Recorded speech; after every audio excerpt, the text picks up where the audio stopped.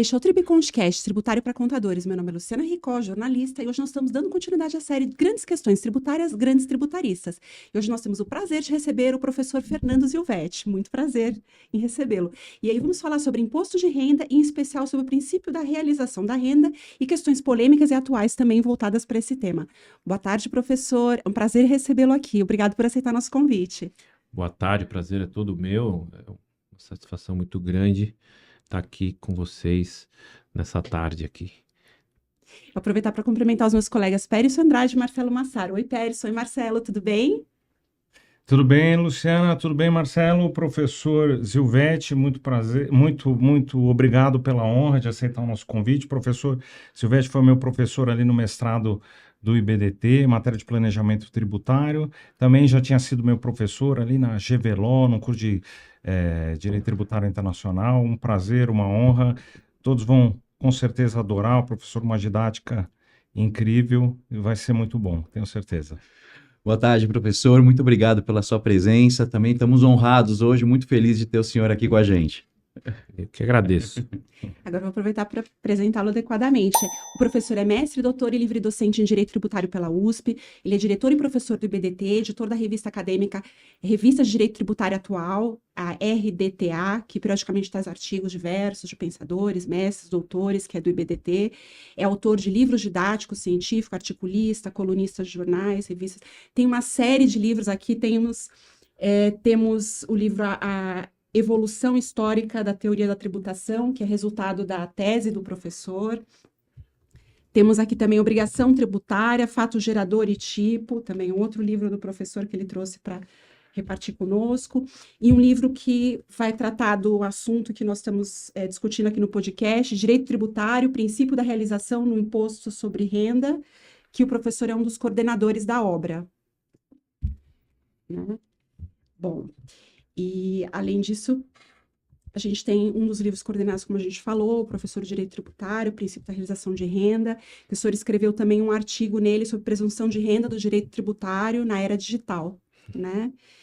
Bom, professor, para a gente começar, a gente como já falamos, o senhor é editor da Revista de Direito Tributário Atual, do IBDT, o senhor, além das suas atividades como professor e como advogado tributarista de renome, e nessa tarefa como editor, o senhor é conhecido pelo rigor científico, também por ser um leitor voraz, que nas suas publicações sempre está recomendando livros, leituras.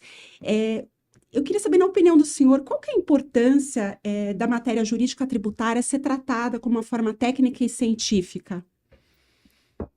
Olha, eu vou dizer para você que o direito tributário entrou na minha vida por acaso, né? Uhum.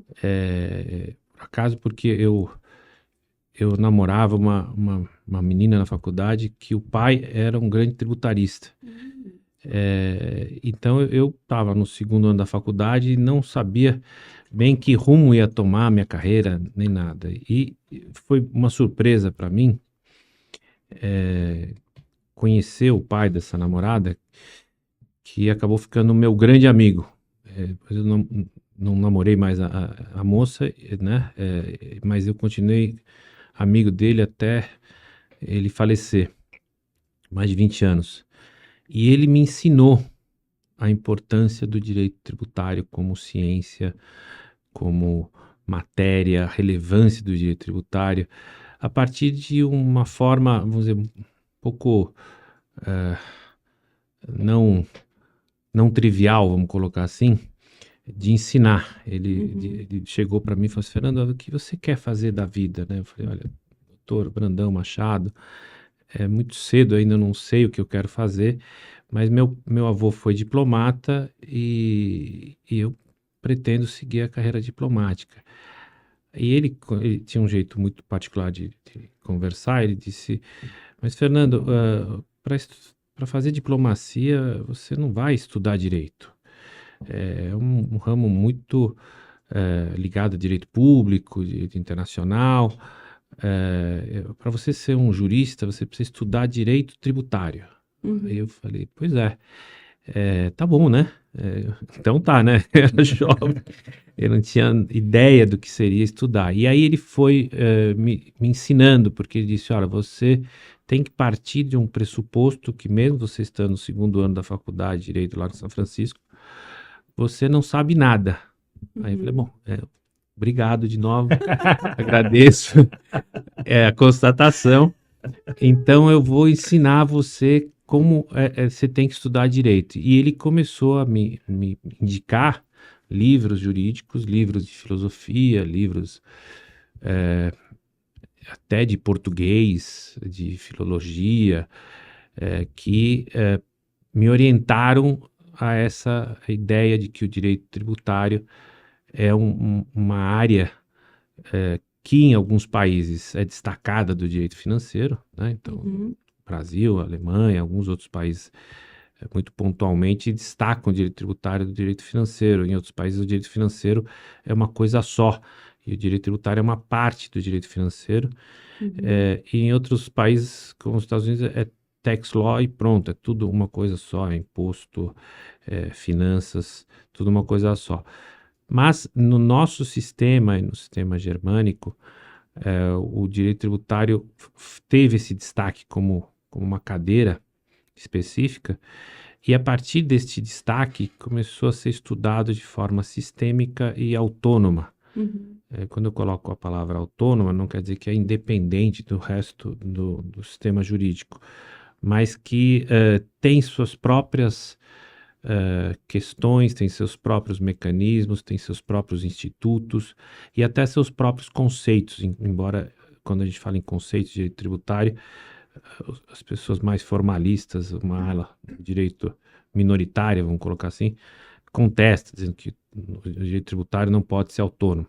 Isso é uma questão acadêmica que não vale a pena comentar muito aqui, mas enfim, essa é a minha história um pouco sobre como eu conheci o direito tributário e também por que eu considero o direito tributário uma matéria tão importante do ponto de vista científico e a minha relação com o direito tributário desde os 20 anos. Eu já estou com 60, então já faz 40 anos que eu estou com essa forma de lidar com o direito tributário. E o senhor, com a sua tese de livre docência, essa revolução teórica da incidência, né? Queria que o senhor falasse um pouquinho, em linhas gerais, qual foi a ideia da tese do senhor e a importância desse estudo histórico de direito comparado, na melhor forma de... enfim, a ideia principal da tese e do estudo comparado que o senhor fez. E por que é importante esse estudo na prescrição da melhor e mais justa forma de tributação pelos governos? Né? Por que é tão importante estudar isso? Então, como eu disse, então, a minha relação com o direito era muito desse embate quase que diário que eu tinha com o professor Brandão Machado. E desde a época de mestrado, quando eu fiz meu livro minha dissertação sobre princípios e capacidade contributiva, ele dizia o seguinte: você tem que estudar como o tributo nasceu e como o tributo se desenvolveu. E isto tem várias raízes, tanto históricas quanto filosóficas. Então, a minha dissertação de mestrado foi mais filosófica no campo da igualdade, da capacidade contributiva, da progressividade, da extrafiscalidade e a relação disso com a tributação, como isso informava a tributação. Então, eu fui apresentado para isso. Eu lembro até, outro dia eu estava mexendo nos meus papéis e encontrei um bilhete do professor Brandão Machado, que ele me escrevia muito por bilhetes. E uma época eu já estava casado, e ele falava assim: Fernando, você tem que ler. E me mandava caixas de livros, com o motorista dele, caixas de livros e caixas de livros. E uma hora eu me via com aquelas caixas se avolumando, e eu dizia a ele: professor, eu não dou conta de tantas caixas desta maneira, eu não vou conseguir. Aí ele me escreveu um texto muito bonito, né, que ele dizia assim, a opção de desistir não existe. Então, você não pode desistir, você tem que seguir lendo. E uma hora a tua dissertação, as tuas teses vão brotar da própria relação sua com a leitura. E, de fato, foi o que aconteceu com a minha dissertação, e da dissertação brotou o direito tributário já aplicado à obrigação tributária e a relação da obrigação tributária com o fato gerador, que foi minha tese de doutorado.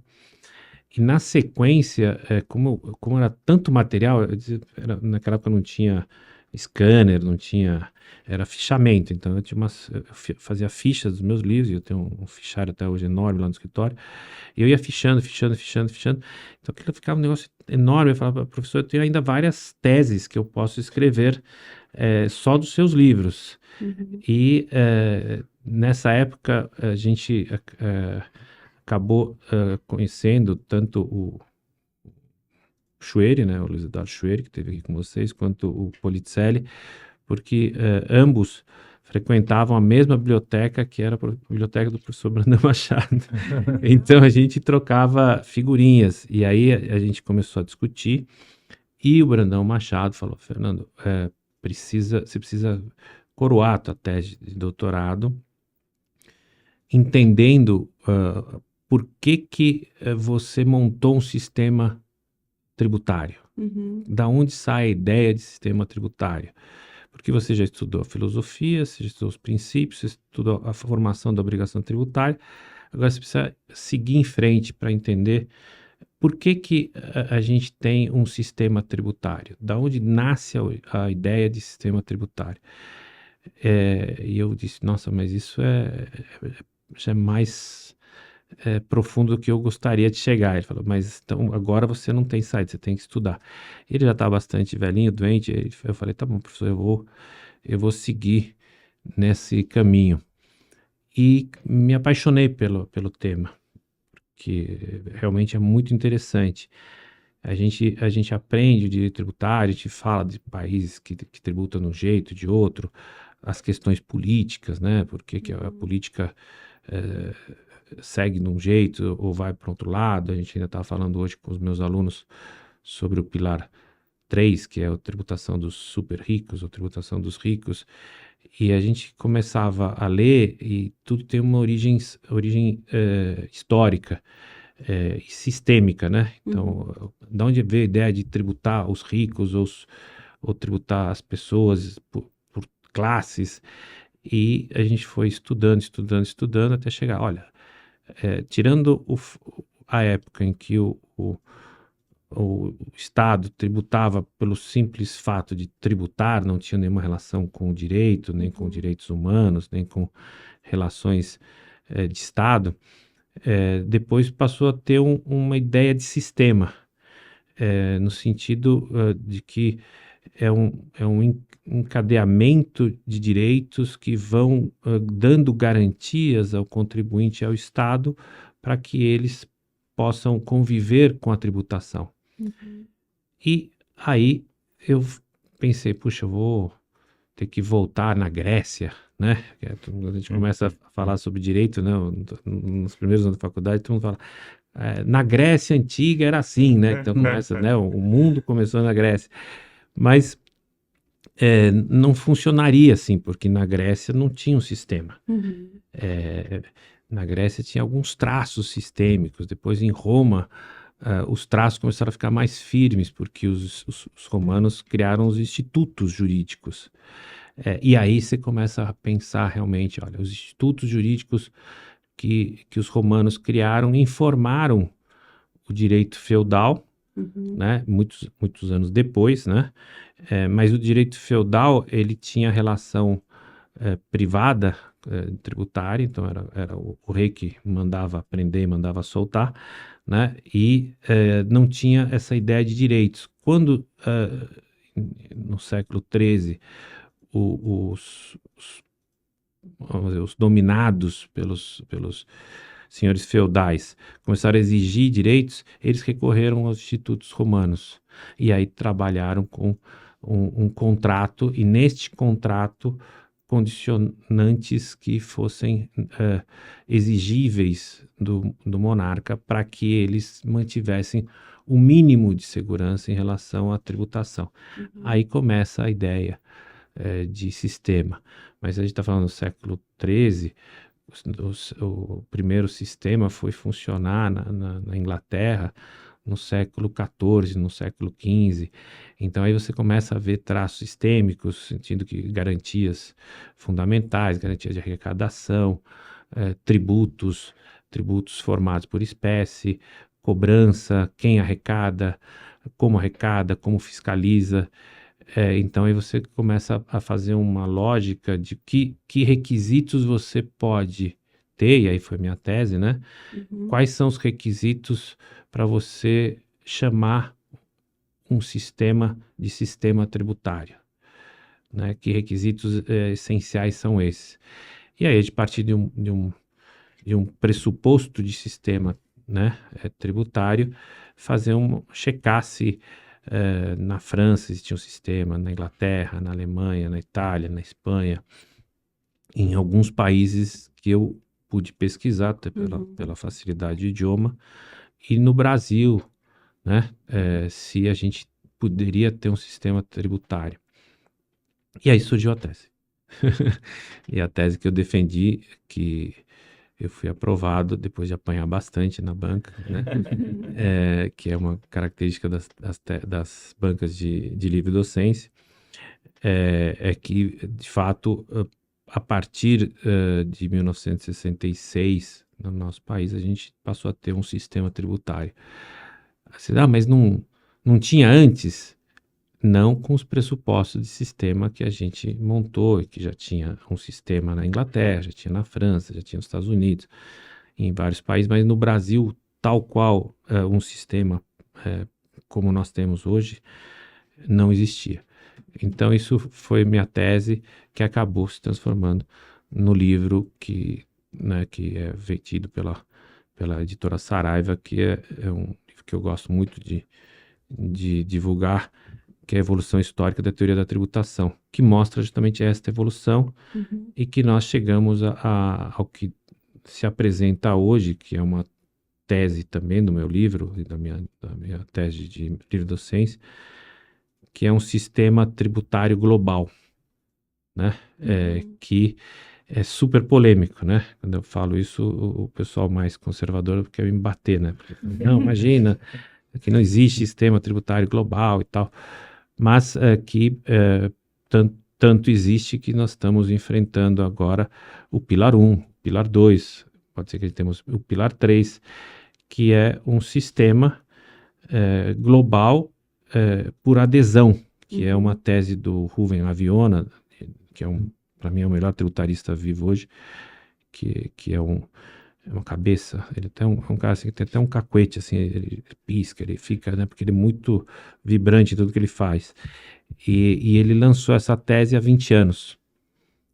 A tese é essa que eu defendi na minha livre docência. Enfim, então eu sustentava, olha, nós estamos caminhando para o sistema tributário global. Mas é um sistema tributário global por adesão. Então temos elementos sistêmicos que são desenvolvidos no Fundo Monetário Internacional, pela Organização das Nações Unidas, pela OCDE, e por outros institutos supranacionais que estudam a tributação e desenvolvem ferramentas que são aceitas por boa parte dos países ocidentais e alguns países orientais, e assim, nesta adesão, você vai formando um sistema tributário global, que a gente tem hoje, notadamente, né? Então, a ordem do dia é preço transferência e Pilar 2. Então, se a gente pensar em preço transferência e Pilar 2, nós temos dois elementos sistêmicos globais em funcionamento. Eu posso até discutir que eles não são ou não representam uma unanimidade, mas unanimidade você não vai conseguir. Mas quando eu falo isso, o pessoal que não gosta da OCDE fala, você é pró-OCDE, Eu não sou pró nada, né? Aliás, eu sou pró a minha família, meus filhos, eu não sou pró um sistema, eu sou crítico, né? A sistema. Então, porque assim, eu vejo que está sendo formado um sistema tributário global por adesão. E esta é uma teoria que vem ganhando força também em outros fóruns que entendem que se você adere a um sistema dentro da tua autonomia, dentro da tua independência, você acaba formando dentro do teu sistema um sistema global. E isso é o que eu escrevi no meu livro e que eu defendo nas minhas aulas, nos congressos que eu participo. Muito interessante. E falando em congresso, o senhor participou recentemente, né, do Congresso de Direito Tributário Internacional do IBDT, que participou também diversos professores de diversos países. E o Congresso de Direito Tributário ele tem essa função de discutir temas mais variados da tributação internacional, sempre com foco também nas empresas multinacionais, nos desafios da economia integrada, digitalizada. E o senhor participou de uma mesa de debate específica que tratou da nova governança tributária global, o papel atual da ONU e da OCDE no direito tributário internacional contemporâneo. O senhor poderia falar para a nossa audiência um pouquinho sobre como foi os temas que o senhor abordou dentro desse tema, aliás? Então, eu fiquei um pouco surpreso, primeiro com o convite para falar desse assunto. Eu achei muito carinhoso o convite. Não sei se eles queriam mesmo que eu falasse disso,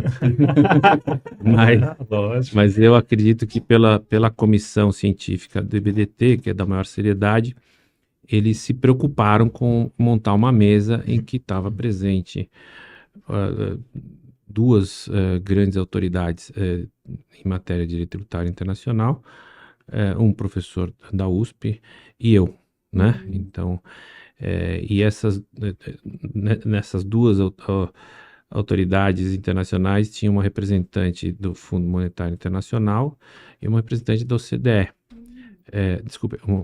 da ONU e da OCDE, Patricia Brown e a Quinones, né? Que representa a OCDE. E são duas mulheres que é até muito bacana, né? Se você está numa mesa plural, né?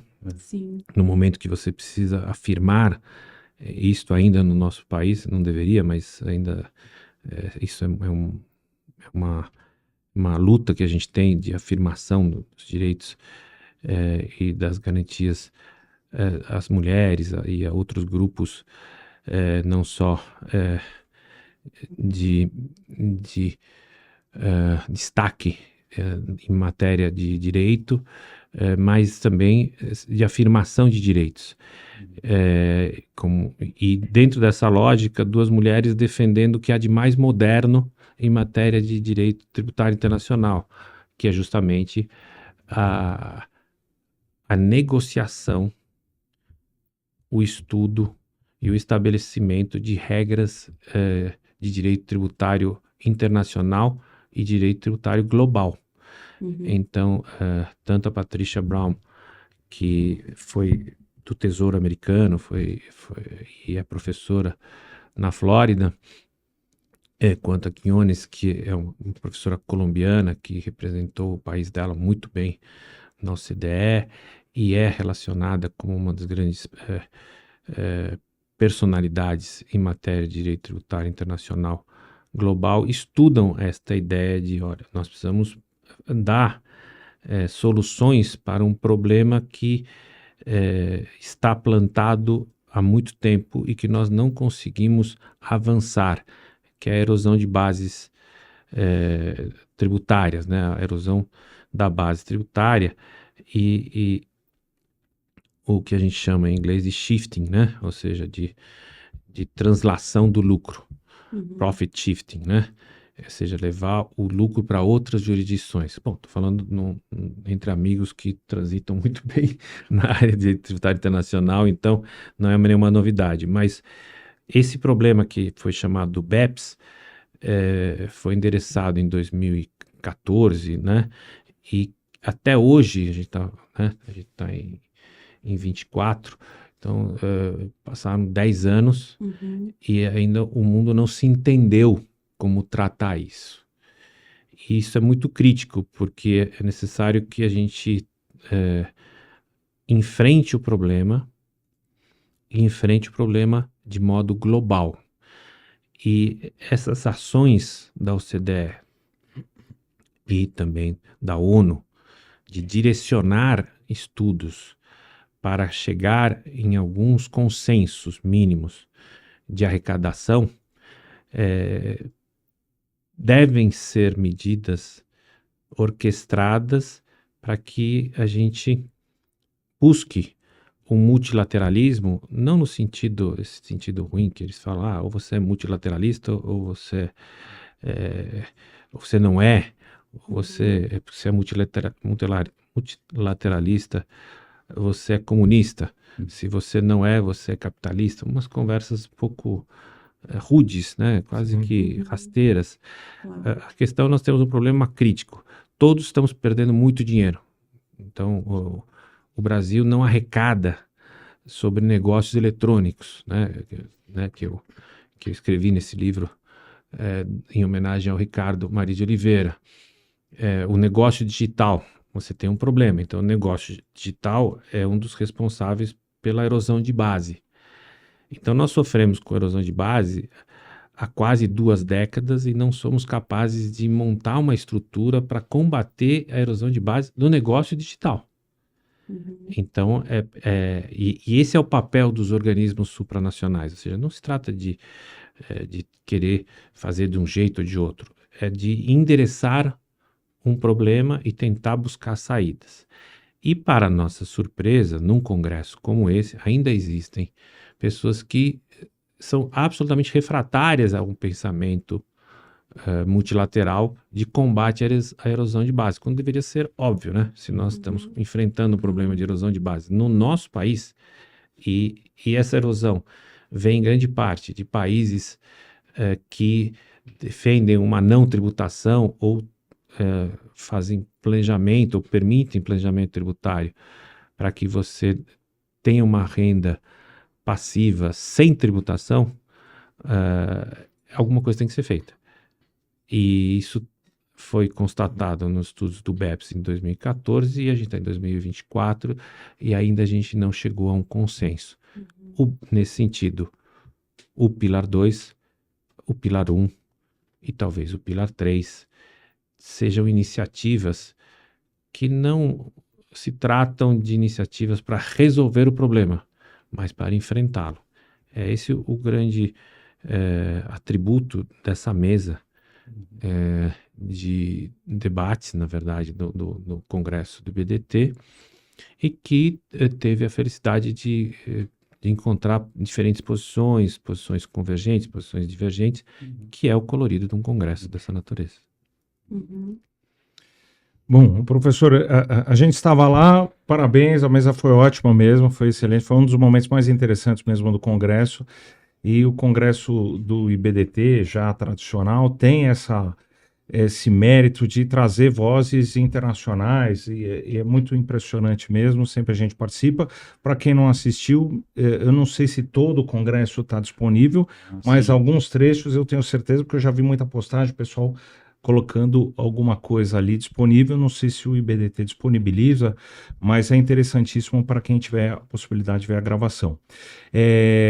Sobre a mesa, a professora Patricia Brown, eu tive a oportunidade de ter contato com ela há 2 congressos anteriores, que eu fui mediador de uma das mesas e tinha que conversar com a professora Patricia Brown, o professor Philip Baker, fui bem sortudo ali na minha mesa, que tive o professor Blazes da Polônia, só gente muito, muito graúda e com ideias excelentes e, acima de tudo, muito simpáticos e muito generosos na transmissão de pensamentos.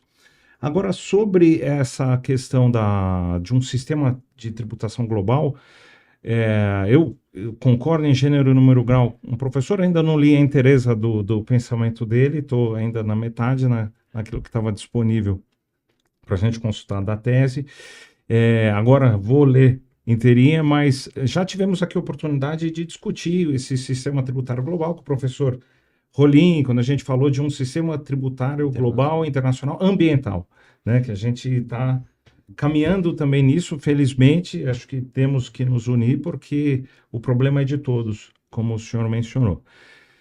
Mas, infelizmente, a gente tem ainda uma polarização do debate nesse sentido, e agora isso deve se ampliar com a eleição do presidente Donald Trump nos Estados Unidos, que já andou em alguns podcasts também declarando que tem uma simpatia pela ideia de acabar com o imposto de renda, daí faz um histórico que não sei se científico ou não, de que em algum momento se criou o imposto de renda para substituir a tarifação, e até ele defende aí uma volta de sobretaxas e a substituição da tributação da renda pela sobretaxa, dentro do discurso dele de que criar empregos dentro dos Estados Unidos. Como o senhor acha que deve evoluir esse debate? Se isso vai influenciar as discussões aí acerca da tributação mínima global? Se o Brasil se adiantou nesse debate com a propositura aí da tributação da CSL adicional, se deveria até aguardar um pouco o amadurecimento disso? Qual a sua opinião? Então, eu vejo que os movimentos políticos extremados retardam a evolução das relações internacionais. Uhum. Em todos os aspectos, não é questão de ser de direita ou de esquerda. Os dois lados, os movimentos extremos, eles são muito protecionistas, eles são muito revisionistas Uhum. e negacionistas, para não dizer outrosistas. Mas, assim, é um problema que, veja, eu não sou um árduo defensor de nenhuma dessas bandeiras, mas acaba que você atrasa um pouco o debate em torno de uma questão. Uhum. E se a gente pensar que em 2014 a gente estava discutindo o problema do BEPS e como é do sistema democrático, você tem uma eleição e na eleição você tem o povo que decide e ao decidir, ele decide às vezes por um presidente que não é multilateralista, é bilateralista. Mas a verdade seja dita, no primeiro mandato do Trump, não se cogitou sequer de fato, né? Uhum. Porque um discurso político é uma coisa, na prática, né, é um pouco diferente. A extinção do imposto de renda. Você trabalhar com alíquotas menores ou você trabalhar com um sistema que premie as empresas nacionais é algo que, como eu disse, é natural dos governos protecionistas, que pode ser tanto de esquerda quanto de direita, né? Então, os governos protecionistas não têm uma bandeira definida. Mas ao ser protecionista e tentar proteger o mercado nacional, precisa ver se isto ainda é possível. Uhum. Certo? Então, eu acredito sim que é necessário você ter mecanismos de incentivo, você ter mecanismos de proteção da indústria. Então, a China, né, é extremamente protecionista, defende muito as empresas chinesas, e os Estados Unidos defende muito as empresas americanas, mesmo nos governos democráticos. Então, há um certo retrocesso, porque você avança no sentido de buscar saídas para um problema endêmico, Uhum. né? E de repente você diz que esse problema não existe. Então é muito interessante. Você não, existe um problema que é de perda de arrecadação. E é curioso, porque a perda de arrecadação não é um problema liberal ou neoliberal, um problema comunista ou socialista. É um problema das relações tecnológicas. Então, no momento que você tem um elemento tecnológico que muda as forças de trabalho e torna a força de trabalho mais tradicional quase que desprezível, né, que é a força do homem, e o substitui pela máquina numa violência tão grande que você vai moendo o mercado de trabalho, alguma ação tem que ser tomada nesse sentido. Uhum. E quando se trata de relações internacionais, você vai ter que pensar como lidar com isso, porque é um problema comum. E é um problema que, como os problemas, você falou da ecologia com o Rolim, são problemas que você não contém mais. Porque Uhum. você pode dizer, olha, de fato, a questão da ecologia é uma bobagem, né, os negacionistas dizem, não é uma bobagem, não tem problema ecológico nenhum, é tudo uma invenção. Nossa, isso é um absurdo, né? Mas é interessante, mas a gente ouve isso o tempo Verdade. inteiro, né? Verdade. Não, isso é coisa da imprensa, não sei. Tudo bem, tá tudo bem, não vamos. Mas os fatos Sim. se colocaram e se superpuseram de um jeito que não há como contestar. Assim como a questão da erosão de base por conta da tecnologia, é um fato que não tem como contestar e é muito difícil voltar atrás. Então vamos criar um sistema protecionista, vamos proteger nosso mercado, vamos criar incentivos à indústria e vamos reinventar a indústria brasileira. Então, né, que a gente vem perdendo desde a década de 90. Ah, maravilha. Quanto isto vai custar? Isto é factível? Isto resolveria o problema do Brasil com relação aos outros países? Então, vira um discurso que não se realiza na prática.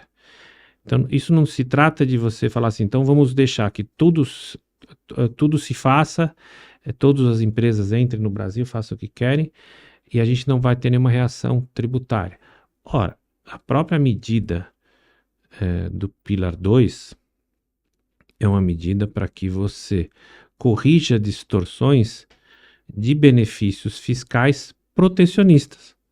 Então, porque veja, se eu tenho um incentivo fiscal Sudene, Sudã, não tem nada contra. Ou você tem regimes tributários privilegiados em todos os estados do Brasil, e mais questões que lidam com royalties, renda passiva, preço de transferência, tanto imposto direto quanto de indireto, que no final de contas distorcem o sistema tributário, de modo a reduzir a carga efetiva de um determinado país a menos que 15%,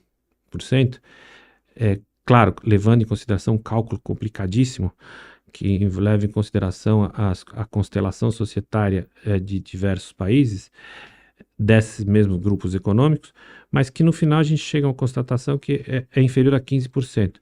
Poderia ser, então, instituída uma cobrança de um adicional, que no nosso sistema acabou sendo um adicional de contribuição social sobre o lucro em 15%. Ora, esta é uma estrutura criada no âmbito da OCDE, criada a partir de uma negociação que começou, ou um estudo que começou em 2011 até 2014, de 2014 para 2024, se desenvolveu todo um mecanismo que resultou no Pilar 2. E esse Pilar 2 está sendo implementado em diversos países da Europa. Então eu vou dizer assim, não, agora nós não vamos mais implantar no Brasil. Aqui não tem problema. A minha relação com outros países vai ser delicada. Por quê? Ok, então no Brasil não tem Pilar 2. Os outros países vão chamar aquela arrecadação para eles. Então nós vamos perder a arrecadação porque nós teimamos que no Brasil não acontece nada. O que eu vejo é que, por mais que você tenha uma força, vamos dizer, como eu posso dizer, de retórica, dizendo que nada acontece em termos de perda de arrecadação nos Estados Unidos se eu baixar o imposto de renda ou se eu eliminar o imposto de renda, ora, você vai criar um benefício fiscal que vai gerar para as empresas multinacionais uma tributação em algum lugar do mundo, menos nos Estados Unidos. Então, os Estados Unidos vão perder a arrecadação. Então, é uma questão que, em algum momento, vamos ter que parar com essa questão de polarização e vamos ter que sentar para conversar sobre bases mínimas de tributação para as empresas globais. E isto vai ter que ser negociado de um jeito ou de outro, independente de matiz política. Perfeito. Agora falando um pouco mais questão do imposto de renda, princípio da realização de renda, você já chegou a mencionar na sua fala o artigo que o senhor escreveu, livro da presunção da renda na era digital. Eu queria que o senhor falasse um pouquinho como que isso se daria e quais seriam os limites constitucionais no Brasil dessa presunção. Então, eu resolvi escrever esse artigo até com um colega de escritório, que é um ótimo jurista jovem, Daniel Nocetti, e motivado pelo fato do Ricardo Mariz de Oliveira ser nosso papa em matéria de imposto de renda, né? Essa é uma referência que ninguém contesta em matéria de imposto de renda, e uma forma de homenageá-lo que a gente utiliza não é ficar adulando, dizer que ele é a última bolacha do pacote, mas testar o material que ele tem. Então ele tem um livro referência que é Fundamentos do Imposto de Renda, que a gente edita lá no EBDT, que ele é o presidente, né? E além de amigo, ele é uma pessoa fora de série. E a forma de homenagear foi falar, vamos tentar estudar o princípio da realização da renda, que eu estudei quando eu estava fazendo minha dissertação de mestrado. E em outro livro, em homenagem ao Alcides Jorge Costa, que foi também presidente do EBDT e um jurista fora de série. E eu resolvi atualizar esse material para dizer assim, olha, a realização da renda num negócio digital está em grande desafio. Porque eu só posso realizar a renda e assim tributá-la quando eu conheço a renda. E o negócio digital, como a gente já falou do BEPS, traz uma grande indicação, uma grande dúvida, uma grande indagação sobre o que é renda no negócio digital. Como eu capturo a renda? Quando eu tenho, por exemplo, uma transação no blockchain, né? Meu filho querido gosta de jogar, né? Esses joguinhos de luta, esses joguinhos eletrônicos. E nesse mundo do blockchain, do metaverso, você tem externalidades econômicas que são pagas. E são pagas com moedas, muitas vezes as moedas também eletrônicas ou digitais, e num mundo absolutamente digital, que é muito fugidio, é quase que impossível para a minha geração pensar nisso. E quando eu falo para o meu filho já está nisso, né? Então ele fica lá com os amigos dele, né? Outro dia eu peguei falando um espanhol, né? A gente tem origem hispânica, né? E ele falava um espanhol. Eu falei, poxa, filho, eu não sabia que vocês falavam espanhol, porque chamava o oponente dele de manito, né? Eu falei, que bacana, né? Então, o manito dele tá lá em outro lugar do mundo, ele só sabe que fala espanhol, e eles estão intercambiando roupas, né? As vestimentas dos personagens numa forma de trade, né? Você está realmente comercializando, você está pagando por isso, você está ganhando no jogo, num ambiente absolutamente digital, cuja receita é milionária, né? Assim, é bilionária e não está no Brasil. Eu não sei onde está, mas no Brasil ela não é arrecadada. Então é um negócio digital extrema modernidade, não é arrecadada aqui, não é arrecadada provavelmente em boa parte das jurisdições, e faz com que a renda não se realize, porque a renda está sendo transladada para outras jurisdições na medida em que você desenvolve a sua relação virtual dentro de um jogo desta natureza. Uhum.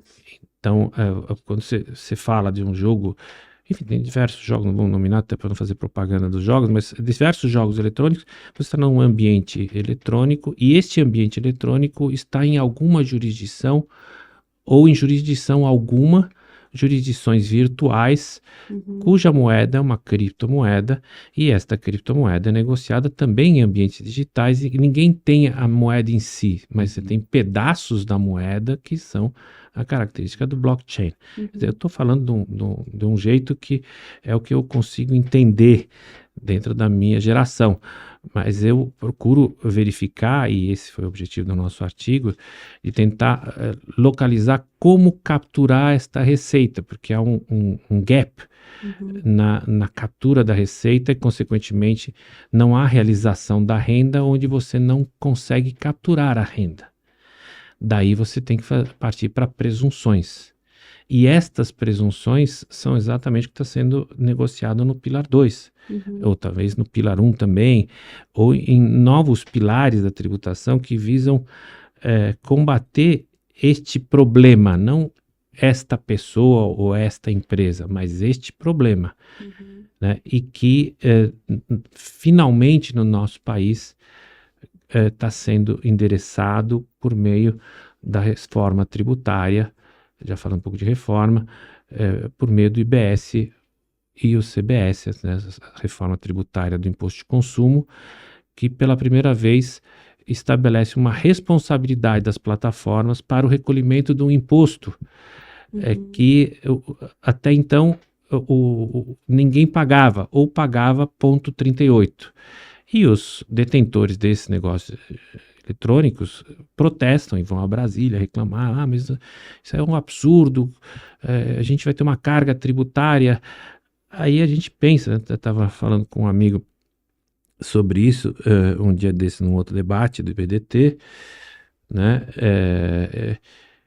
e ele dizia, Fernando, o pessoal reclama, mas se eu pago zero, R$1 é 100%. Então, nesse ambiente eletrônico, quando você traz uma realidade de tributação presumida, porque a única forma como você tem de captura é uma presunção, visto que você não conhece as realidades, então você tem que estabelecer uma presunção sobre algo que também é presumido, que é o negócio digital. Então é a presunção da presunção. Parece muito arbitrário, mas que é uma forma que se encontra para pelo menos fazer uma captura por uma consideração, uma ficção, que você parte de algo que você não conhece para algo que você pode conhecer. Por isso que a ideia desse artigo foi desafiar a tributação, a realização da renda, que não é mais a realização da renda de 20 anos atrás, quando eu escrevi minha dissertação de mestrado, mas é a realização de renda agora, quando a gente está de frente com um desafio como esse, e que nós precisamos desenvolver.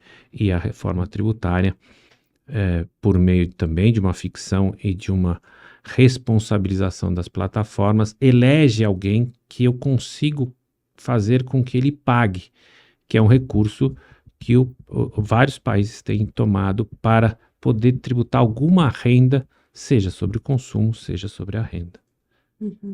Essa foi a ideia.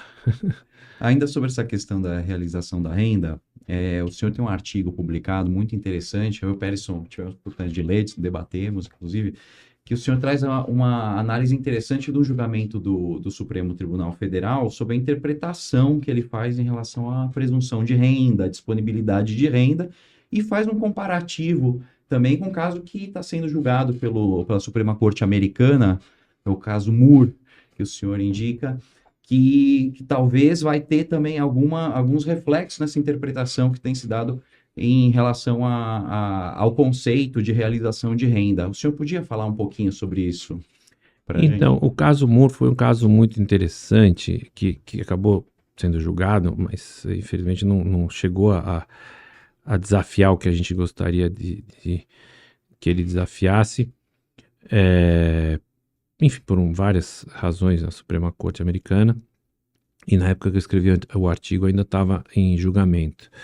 Mas o que é curioso, né? A gente está falando do governo Trump. O governo Trump é que criou uma forma de penalizar ou tributar negócios jurídicos feitos por americanos fora dos Estados Unidos, que era um ato, né, uma lei, né? Eles falam, uma lei americana que tributaria negócios jurídicos feitos fora dos Estados Unidos. E mesmo que a empresa estivesse fora dos Estados Unidos, desde que os acionistas fossem cidadãos americanos. Então ele estabeleceu uma relação interessante que é se você é cidadão americano, você vai pagar imposto de algum modo nos Estados Unidos.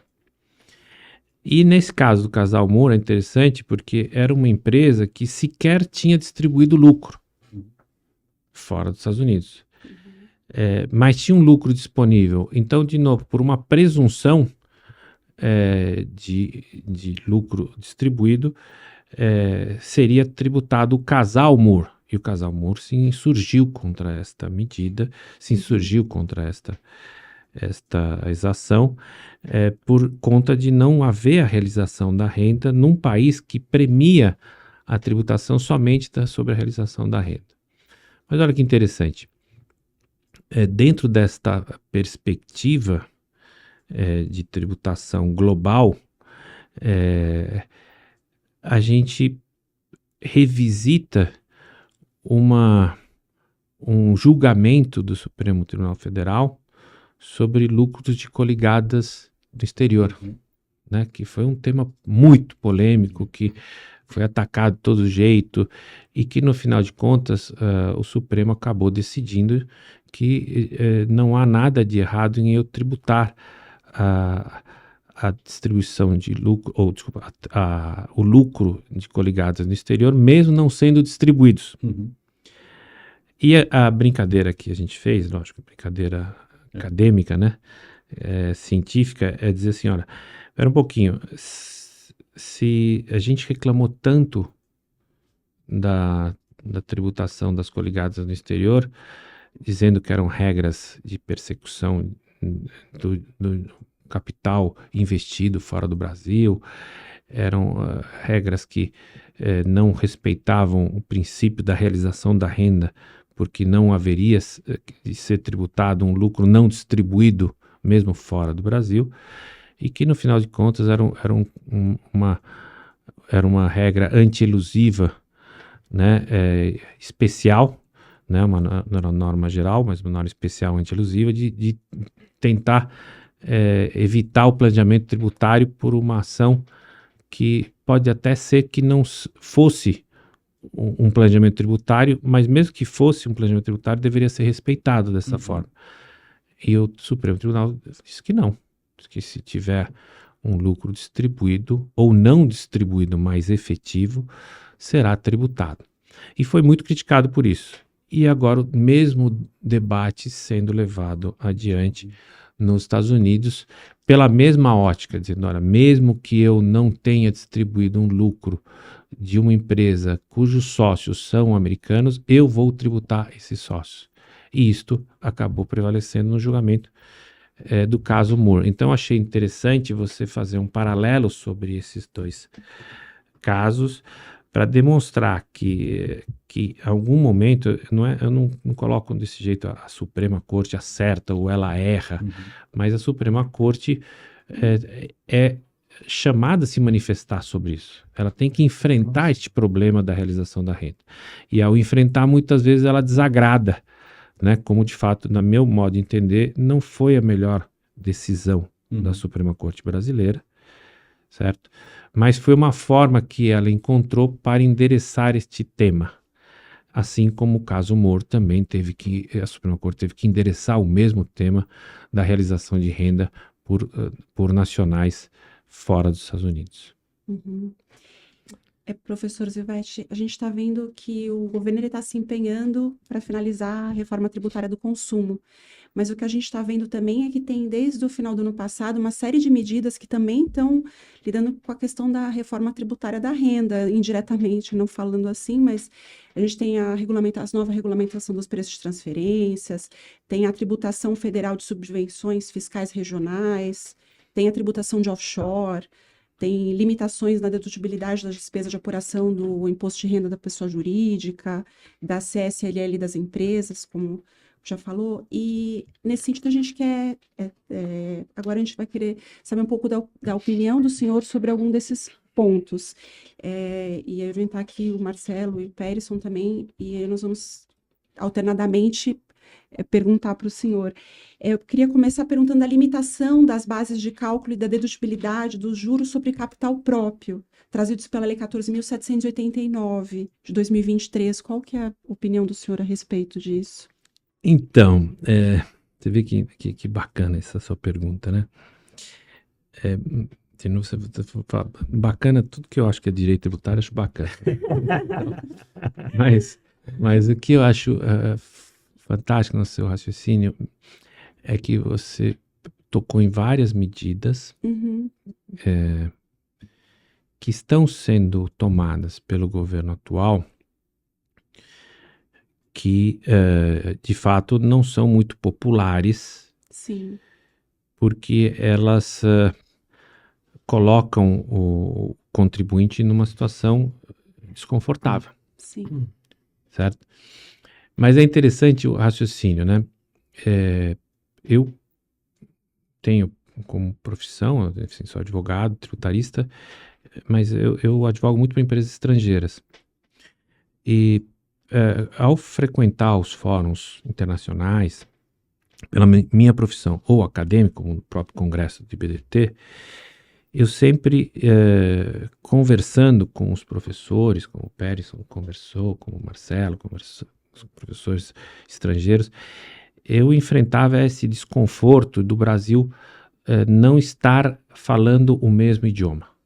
Então, você falava, vamos falar de imposto de consumo. Nós temos o ICMS, o IPI, o ISS, o PIS/COFINS. Quando eu chegava no PIS/COFINS, o interlocutor do outro lado já estava assim, desanimado. Já ia, sabe, parecia, nossa, mas você vai falar de tudo isso? E tudo isso é um sistema muito próprio de vocês. Aí o Brasil o brasileiro tem essa maneira de falar assim, não, mas essa é a minha jabuticaba. Né? Como se a jabuticaba, coitada da jabuticaba, eu adoro jabuticaba, tenho jabuticaba em casa, né? Eu adoro, a gente faz geleia de jabuticaba, doce de jabuticaba, faço tudo com jabuticaba. Mas uma coisa não tem nada a ver com a outra.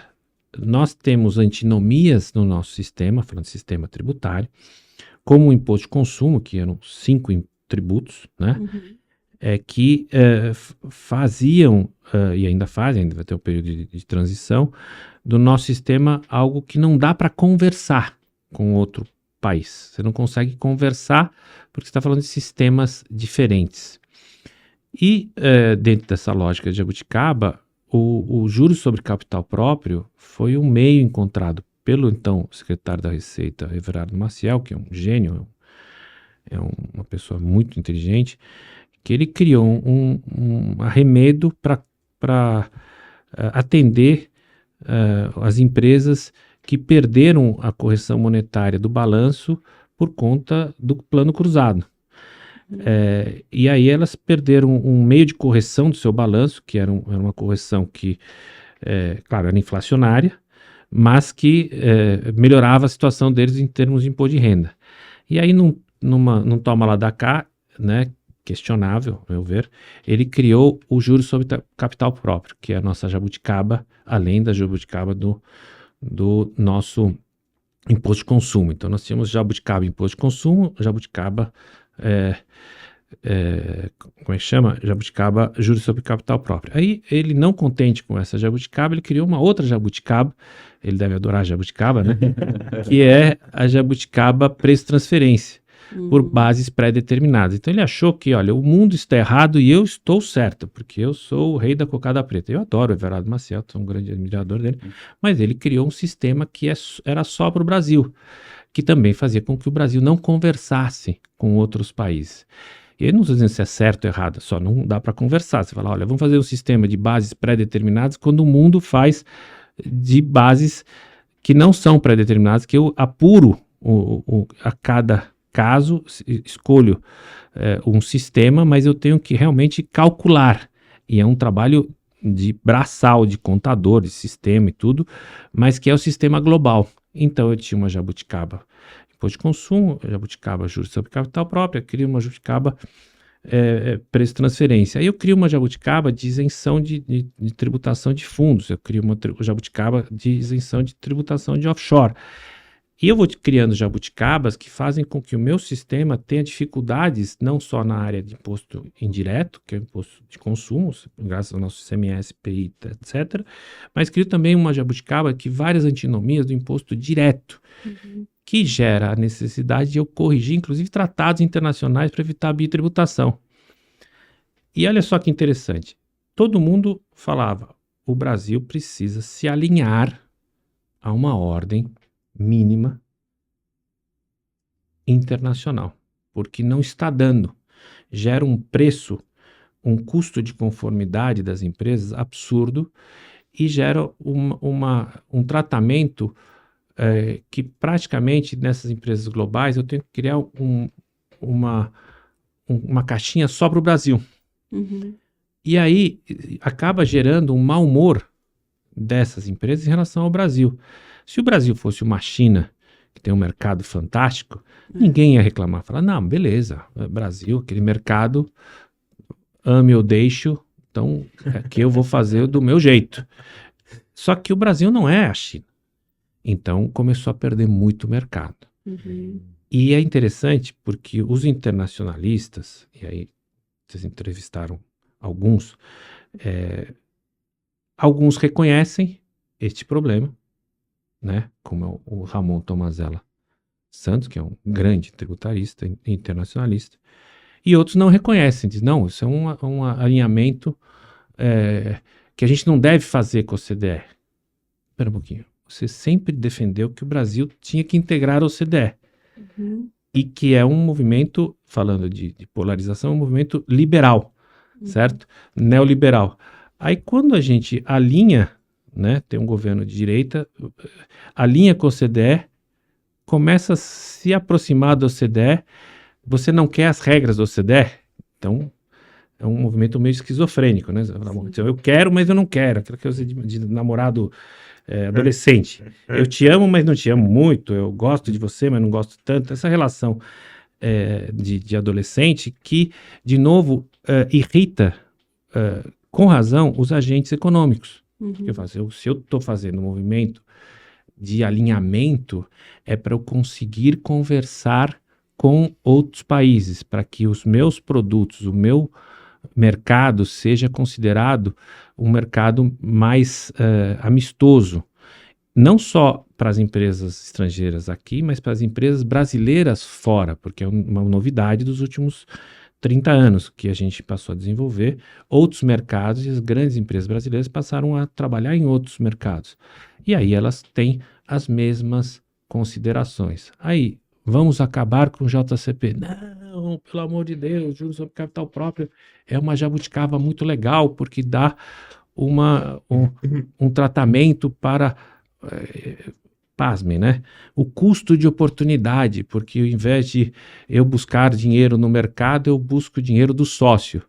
Mas de onde tirou isto? Isto é um mecanismo de redução de base tributária, é um incentivo que foi criado para compensar a perda de arrecadação dito pelo cara que criou. E de repente vira um custo de oportunidade, como se eu emprestasse dinheiro de sócio para a empresa. Isso não faz o menor sentido. Mas muitos internacionalistas defendem isso. E aí a gente anda em círculos, porque essas reformas, elas não são reformas de cunho, vamos dizer, político, elas são reformas de cunho de homogeneização de legislação tributária no ambiente internacional. Então, quando você fala, olha, ninguém é a favor de ficar tributando empresa indevidamente, não é nada disso. É uma questão assim, você tem antinomias, reforma no imposto de consumo. Você tem antinomias, reforma no imposto de renda. Estas reformas visam melhorar o sistema de negócio. Se tiver alguma distorção, que se faça os ajustes. Mas isto faz com que os nossos tratados fiquem muito mais fáceis. Imagina, a gente tem um tratado de não bitributação. Aí eu tenho que forçar o meu interlocutor a colocar no tratado um artigo só sobre juros sobre capital próprio. Mas para quê? Não era mais fácil acabar com juros sobre capital próprio? E dar outro incentivo. Mas assim, não significa que eu não tenha que dar incentivos, mas esses incentivos que distorcem as relações bilaterais precisam ser abandonados pelo bem do sistema. Mas, claro, isso é muito polêmico, gera muita discussão e gera muito mau humor. Então, eu costumo dizer que em matéria de reforma tributária tem aquele personagem do Divertidamente, né? Que é o Raiva, né? Que por sinal ele usa uma gravatinha, né? Ele tá sempre bravo. Esses são os advogados que são contra debater reformas, porque eles não querem que mexa em nada, porque do jeito que tá dando certo. Então essa é a ideia. Né? Professor, bom, só cumprimentar, excelente, né? A gente está recebendo aqui uma aula incrível, maravilhosa, falando sobre tributação internacional, que é o que a gente gosta também de debater, e falando sobre reformas necessárias de Estado, né? Não partidárias. Acho que a gente tem que debater e ouvir todas as opiniões para chegar a um consenso. E uma matéria aí que vai gerar muita polêmica, já está gerando, na verdade, é a proposta do governo, ainda não muito formatada, ainda jogada talvez aí como um balão de ensaio para ver qual a opinião das pessoas sobre isso, é a chamada tributação dos super ricos, né? Vou dar a minha posição aí sem conhecer, na verdade, a proposta do governo, porque ainda não existe uma proposta solidificada, pelo menos eu não conheço, o professor vai certamente saber mais do que eu nesse sentido, mas em relação ao primeiro, vamos dizer, a primeira divulgação dessa notícia, me parecia que a tributação de quem ganha mais de 1 milhão por ano poderia vir a atingir algumas isenções objetivas, né? Por exemplo, de aplicações financeiras isentas, né? Que são firmadas muitas vezes com prazo maior para liquidez e que isso eventualmente possa vir a ser, vamos dizer, fraudado, né, de forma transversas por uma tributação que venha a considerar a renda global, incluindo esses montantes isentos. Não sei qual a opinião do senhor. O que o senhor acha? Não seria mais lógico talvez fazer uma faixa adicional de tributação acima de dentro da progressividade? Qual a opinião do senhor? Então, Pércio, você está tocando num ponto que é muito bacana mesmo, porque eu estava discutindo isso com os meus alunos do mestrado profissional de BDT, que vocês conhecem muito bem, certo? E eu tenho uma matéria de imposto de renda lá, e hoje foi a aula sobre progressividade e imposto adicional, né? Que seria justamente o surtax, né? O imposto adicional sobre o imposto de renda. Num debate que está, como tudo no mundo, está polarizado, né? Então, quando você parte de uma ideia de um pilar 3, ou seja, de uma tributação dos super ricos, por conta justamente dos problemas ocasionados pelas guerras, pela fome, pela economia, pelas distorções econômicas que a gente vem enfrentando no mundo, aparece a ideia assim, é preciso buscar uma fonte de arrecadação, porque há um crescimento da renda em faixas maiores, muito maior do que esperado, e uma grande concentração de riqueza. Então é preciso rever algumas bases. E quando a gente fala rever, não significa que a gente tem que perseguir o capital, perseguir os ricos ou perseguir os super ricos. Mas a simples frase, vamos tributar os ricos, já é uma frase que é muito perigosa, porque significa agora eu vou tributar as pessoas que não usam gravata. Então você não vai ser tributado, nem você, eu provavelmente você, e você também vai ser, Luciano. Nós dois vamos ser tributados. Então tem um risco de você perseguir pessoas. Isso é muito delicado. Mas também, por outro lado, é necessário que você enfrente este problema. É um problema que está, inclusive, na discussão do G20, agora que acabou no Rio, e foi discutido realmente a necessidade de criação de um tributo sobre os ricos. Então, o que seria um tributo sobre os ricos? Aí, claro, vem a preocupação de perseguição, né, de que é o imposto capitário, que eu já disse. Então, os sem gravata, os que usam chapéu, os que não usam chapéu, isso é muito delicado, isso não deve acontecer. Mas é preciso que a gente estude a ideia de tributação da riqueza, até por uma questão liberal mesmo. Os próprios liberais defendem que você tenha um surtax, ou seja, um tributo, vamos dizer, um top-up, né? Além de uma margem, ter uma tributação suplementar, vamos colocar assim.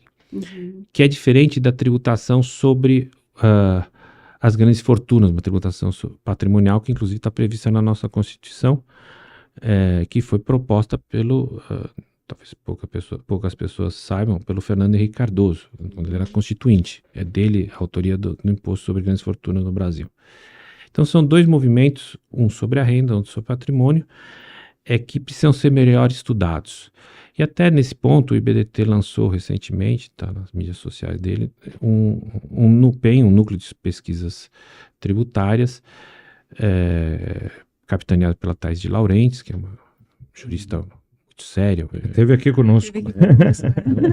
E ela dá aula comigo. Excelente mesmo. Ela dá aula comigo no IBDT. É fora de série essa menina. E ela vai capitanear essa pesquisa e eu tenho certeza que ela vai colocar um pouco no eixo esse debate.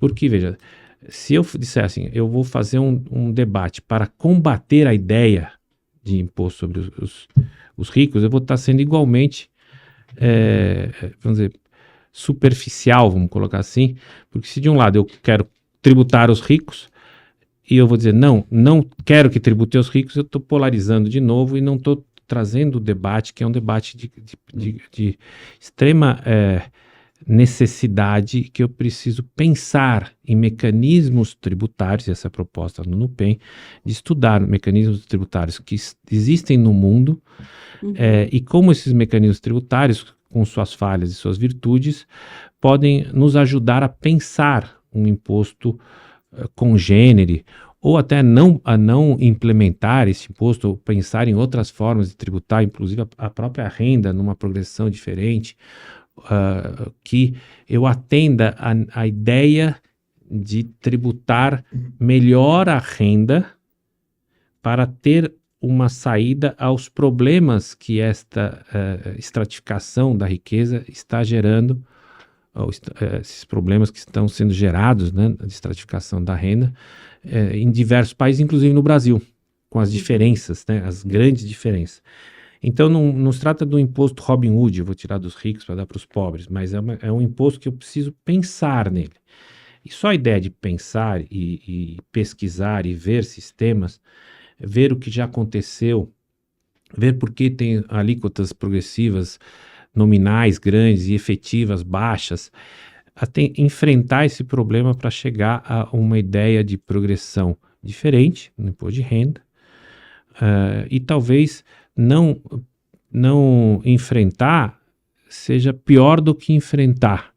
Então a gente tem que enfrentar e descobrir por que o imposto sobre grandes fortunas deu tão errado na França, por que ele está tendo tantos problemas de arrecadação na França, evasão de divisas, problemas de fiscalização, problemas de todo gênero de planejamento tributário.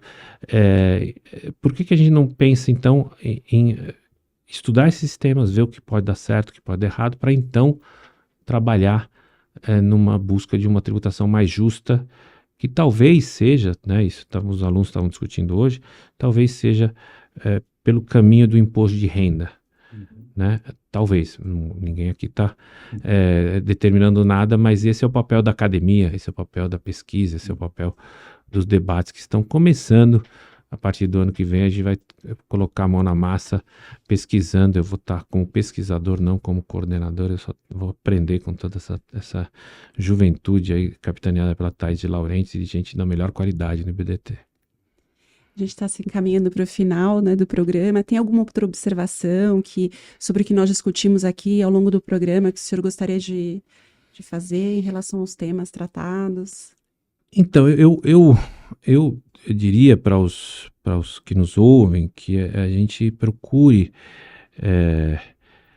pensar o direito tributário de uma maneira sempre combativa, mas sem tanta amarra. A gente procure ouvir mais os juristas de diferentes posições, e isso é a grande vantagem da nossa instituição IBDT, que tem professores, alunos de diversas opções e diversas formações, e a gente procura ouvir mais para desenvolver mais o direito tributário e ajudar tanto na reforma tributária do imposto de consumo quanto na reforma tributária do imposto de renda, a melhorar o sistema tributário brasileiro. Eu acho que isso e combater, claro, discutir no Supremo, discutir nos tribunais administrativos a técnica tributária, ajudar também na elaboração de leis, que era uma coisa que a gente não fazia no IBDT, a gente está fazendo recentemente. Então eu proponho que a gente desenvolva cabeças, né? Temos aqui 2 cabeças de alunos, ex-alunos do IBDT, que estão com esse programa maravilhoso junto com você, que não é jurista, mas por osmose acaba sendo, né? Porque é um jornalista que acaba enfrentando todos os assuntos jurídicos, que acaba virando muito no nosso métier, e que desenvolva mesmo isso, pense, reflita, ajude a trabalhar, ajude a divulgar o direito tributário, que é nossa paixão, é tudo que a gente quer fazer. Queria aproveitar para agradecer novamente o senhor pela participação, foi muito enriquecedor, principalmente os comentários históricos, gostei bastante, e muito obrigada mesmo por ter aceito o nosso convite. Bom, professor, também renovar aqui o meu agradecimento pela honra, pelo prestígio, pela simpatia, né, pela didática, realmente muito bacana todos os assuntos que vimos e principalmente essa mensagem de que devemos conversar mais, debater mais, ouvir mais, né? Eu fiquei já aqui imaginando, o professor falou a idade dele também, eu falei 60 para 75, ainda tem 15 anos só. Professor para o Supremo Tribunal Federal seria tudo o que o Brasil precisa nesse momento. Então, obrigado, professor. Também faço minhas palavras da Luciana, do Pérez, não sei o que eu posso mais acrescentar, só que o senhor é um excelente doutrinador, um excelente professor, também tive uma grande oportunidade de aprender muito quando eu tive aula com o senhor no IBDT, e hoje foi mais um dia de aprendizado, então muito obrigado pelo seu tempo com a gente. Muito obrigado, eu que agradeço a vocês, é sempre um prazer, não me faço de rogado, qualquer vez que vocês quiserem me convidar novamente, estarei aqui para debater esse assunto que é tão apaixonante. Obrigado. Obrigada. E esse foi o Tribcondcast, Tributário para Contadores. Se você gosta do assunto tributário, curta o nosso canal e ative os sininhos para receber as notificações. Até a próxima. Até.